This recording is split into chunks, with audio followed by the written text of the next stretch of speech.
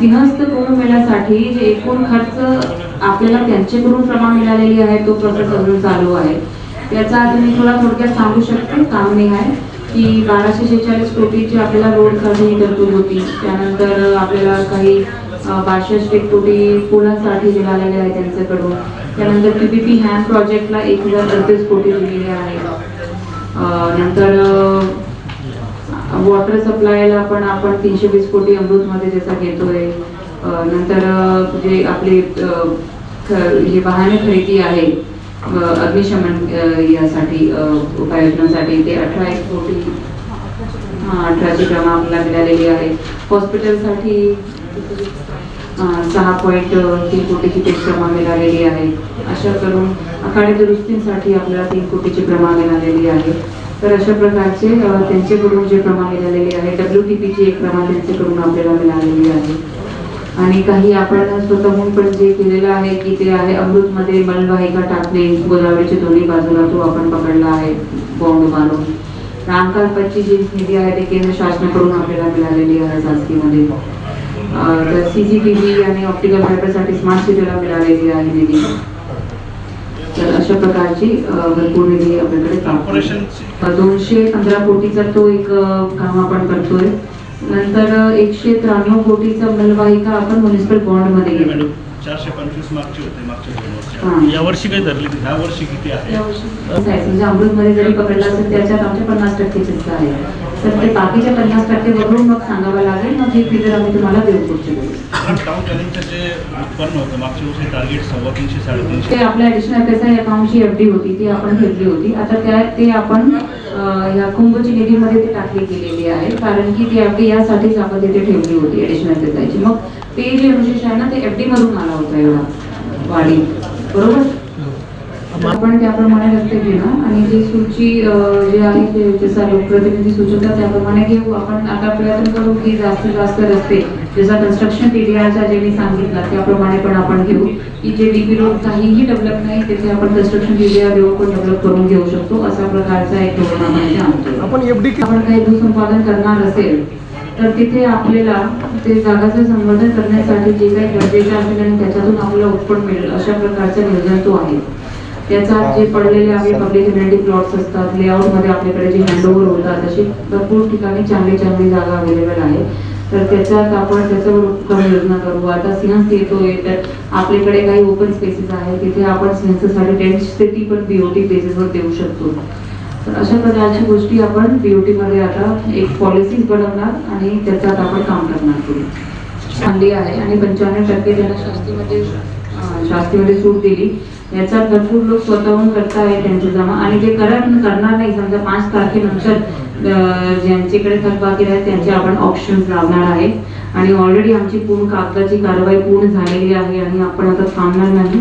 Option लावून आपण आपले थकबाकीची वसुली करणार. ऑप्शन लावताना आणि अजून की प्रत्येक डिव्हिजन मध्ये पहिले 500 थकबाकीदार आहे जे टॉपचे त्यांची यादी केलेली आहे. त्यांची यादी आपण प्रसिद्ध पण करणार त्यांची ऑप्शन पण करणार आणि त्याच्यावर प्रॉपर कारवाई करणार. आणि जे आपले जे राजकीय पक्ष असतात त्यांचा म्हणजे ते असं आम्हाला कधी अडचण जाणवली नाही त्यांच्याकडून. तर हा म्हणजे असा काही संभ्रम नाही राहायला पाहिजे. म्हणजे चांगली गोष्ट असतात त्याच्यात सगळे लोक आम्हाला सहभागच करतात. ते कोणी असो मान्य अध्यक्ष साहेब आहे सर्व माननीय सदस्य आहे. तर चांगली गोष्टीला कोणीही कधी विरोध करत नाही. आजपर्यंत माझा तसा अनुभव आहे. 14 कोटीची एक नवीन माध्यमिक शाळाची निधी आलेली आहे. आपण ते धरलेलं आहे. सादर केलेलं आहे आणि 25-26चा सुधारित अंदाजपत्र सादर केलेला आहे. माननीय स्थायी समिती चे अध्यक्ष मानव साहेब आणि सर्व समितीचे मेंबर्स महानगरपालिका आयुक्त म्हणून 2026-27च्या मूळ अंदाजपत्रक सादर केलेला आहे आणि 25-26चा सुधारित अंदाजपत्रक सादर केलेला आहे. यासाठी इथे उपस्थित माननीय स्थायी समितीचे अध्यक्ष सानप साहेब आणि स्थायी समितीचे सर्व मेंबर्स नवनिर्वाचित जे आपले सदस्य आहेत ते आज इथे उपस्थित होते. त्यांच्या समोर आपले सगळे बजेटची जी तरतुदी आणि सगळी गोष्टी आहेत ते मांडली. आणि याच्यावर अजून आपण पुढे जसं महानगरपालिकेतर्फे जे पुढे काम करणार आहोत त्या बजेट आधारे आपण ते पुढे घेऊन जाणार आहोत. आणि याच्यात सर्व लोकप्रतिनिधींची जेवढी आपण जे त्यांची जी सूचना आहे की जेवढी ऍडजस्ट होऊ शकतात मर्यादित निधीतून तेवढं करण्याचा आपण प्रयत्न केलेला आहे. सिंहस्थ कुंभमेळ्यासाठी जे एकूण खर्च आपल्याला त्यांच्याकडून प्रमाण मिळालेली आहे तो प्रोसेस अजून चालू आहे. याचा तुम्ही थोडक्यात सांगू शकता कामने आहे की 1246 कोटीची आपल्याला रोडसाठी तरतूद होती. त्यानंतर आपल्याला काही 62 कोटी पुलांसाठी मिळालेले आहे त्यांच्याकडून. त्यानंतर PPP हॅम प्रोजेक्टला 1038 कोटी दिलेले आहे. नंतर वॉटर सप्लायला पण आपण 320 कोटी अमृतमध्ये जसा घेतोय. नंतर जे आपले जे वाहने खरेदी आहे अग्निशमन यासाठी उपाययोजनांसाठी ते 18 कोटी 18ची क्रम आपल्याला मिळालेली आहे. हॉस्पिटलसाठी 6.3 कोटीची ते क्रम मिळालेली आहे. अशा करून आखाडे दुरुस्तींसाठी आपल्याला 3 कोटीची क्रम मिळालेली आहे. तर अशा प्रकारचे त्यांच्याकडून जे प्रमाण मिळालेले आहे WTPची एक प्रमाण त्यांच्याकडून आपल्याला मिळालेली आहे. आणि काही आपण स्वतःहून पण जे केलेलं आहे की ते आहे अमृतमध्ये मलवाहिका टाकणे गोदावरीच्या दोन्ही बाजूला तो आपण पकडला आहे बॉम्ब मारून. रामकालपतची जी निधी आहे ते केंद्र शासनाकडून आपल्याला मिळालेली आहे शासकीयमध्ये. तर CCTV आणि ऑप्टिकल फायबरसाठी स्मार्ट सिटीला मिळालेली आहे निधी. तर अशा प्रकारची भरपूर निधी आपल्याकडे 215 कोटीचा तो एक काम आपण करतोय.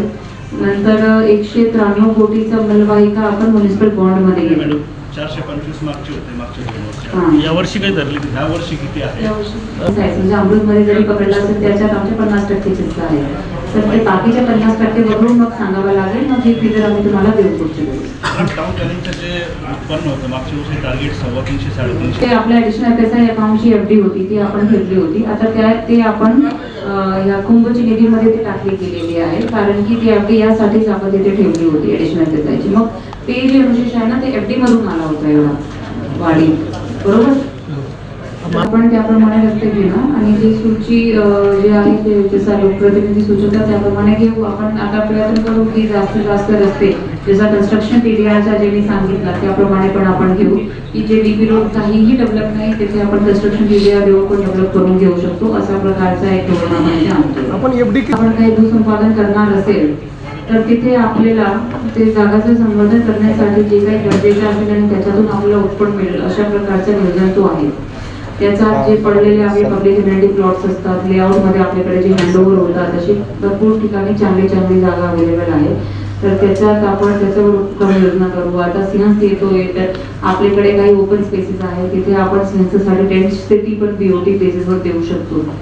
तर अशा प्रकारची गोष्टी आपण BOT मध्ये आता एक पॉलिसीज बनवणार आणि त्याच्यात आपण काम करणार करू. चांगली आहे आणि 95% त्यांना शास्तीमध्ये सूट दिली.